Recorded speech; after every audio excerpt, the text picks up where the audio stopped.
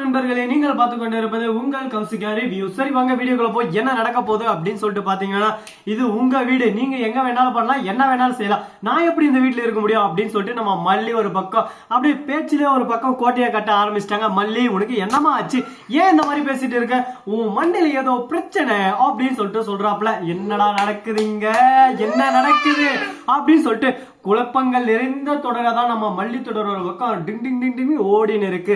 சரி, இது ஒரு பக்கம் போக மறுபக்கம் மல்லி ஏன்னா இந்த மக்கள் இந்த மாதிரி பேசுறாங்க அப்படின்னு சொல்லிட்டு பாத்தீங்கன்னா, நம்ம ரேடியா இருக்காங்களா அவங்க இருந்துன்னு எனக்கு மல்லியை பிடிக்கல, அவளை இந்த வீட்டை விட்டு அனுப்புங்க அப்படின்னு சொல்லிட்டு சொல்லிருக்காங்க.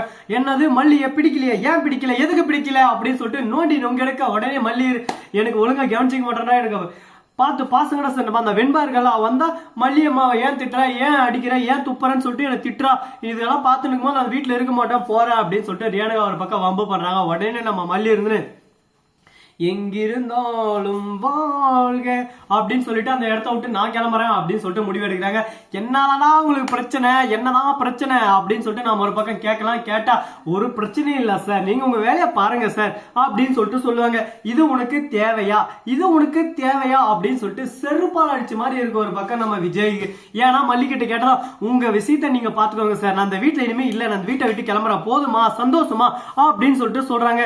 இதை கேட்டதும் என்ன சொல்ல போகிறாய் அப்படின்னு சொல்லிட்டு ஒரு பக்கம் போயின்னு இருக்குங்க. இதுக்கு நடுவில் வேற எதனா பிரச்சனை வருமா வராதா, என்னென்ன பண்ண போறாங்க, ஏது இது பண்ண போறாங்க, இந்த மாதிரியான நல்ல பிரச்சனை போயின்னு இருக்கு. ஒரு பக்கம் டமால் டுமில் டிமில் உழுந்து உடையுது, ஒரு பக்கம் பறக்குது தெருகுது, என்ன பண்றது, இப்படிதாங்க பிரச்சனை எல்லாம் ஓடிட்டு இருக்கு.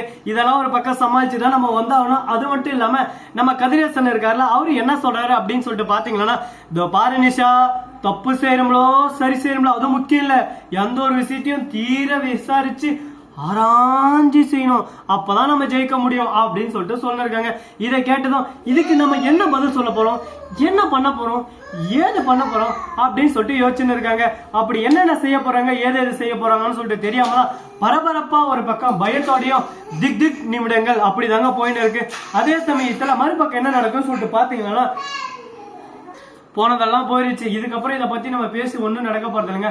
அடுத்து என்ன பண்ணலாம் ஏது பண்ணலாம்னு சொல்லிட்டு ஒவ்வொரு விஷயத்தையும் நம்ம கண்டிப்பா ஆராய்ச்சி தீர விசாரிச்சுதான் பண்ணி ஆகணும். இப்ப நம்ம கதிரேசன் இருந்து எப்படியாவது விஜய் மல்லி இவங்க கூட ரேணுகா இருக்காங்களா, ரேணுகா உண்மையாவே உயிரோட இருக்காளா இல்லையா அப்படின்ற ஒவ்வொரு விஷயத்தையும் நம்ம தெரிஞ்சாகணும். எந்த ஒரு விஷயத்தையும் நம்ம அசால்ட்டா எடுத்துக்க கூடாது அப்படின்னு சொல்லிட்டு ஒரு முடிவில் இருக்காங்க.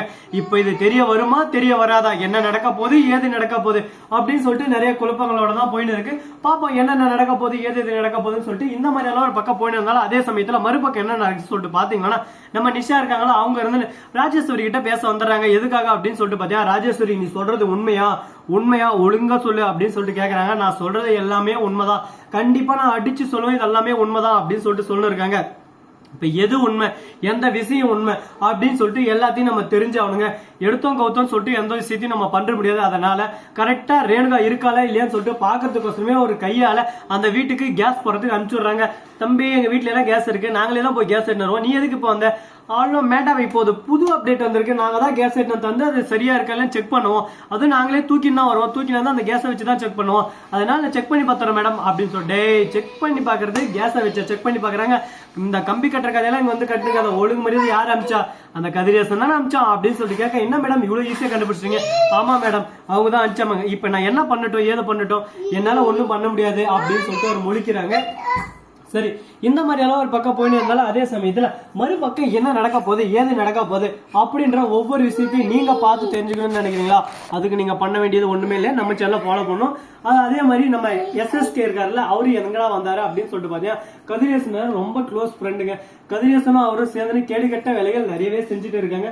இவங்க ரெண்டு பேரையும் தட்டி கேட்கறதுக்கு யாருமே இல்லையாடா அப்படின்னு சொல்லிட்டு பாத்தீங்கன்னா, கண்டிப்பா இதுக்கெல்லாம் ஒருத்தன் பிறந்து வருவான்டா வந்துட்டாடா அப்படின்ற மாதிரி தாங்க நம்ம வெண்பா குட்டி இருக்காங்களா அவங்க வந்துடுறாங்க. வெண்பா இருந்து சும்மாவே விடல, தாத்தா உங்களுக்கு ஒரு டைம் சொன்னா புத்தி வரா தாத்தா, ஏன் தாத்தா இந்த மாதிரி பண்றீங்க, எங்களை ஏன் இந்த மாதிரி கஷ்டத்துல தள்ளி மேலும் மேலும் கஷ்டப்படுத்துறீங்க, நான் எத்தனை வாட்டி தான் சொல்றது உங்க கூட வரமாட்டேன்னு சொல்லிட்டு எனக்கு விருப்பம் இல்லாத ஒரு விஷயத்த நீங்க கட்டாயப்படுத்தி செய்ய வைக்கிறீங்க, இது ரொம்பவே தவறான விஷயம் அப்படின்னு சொல்லிட்டு சொல்லிருக்காங்க.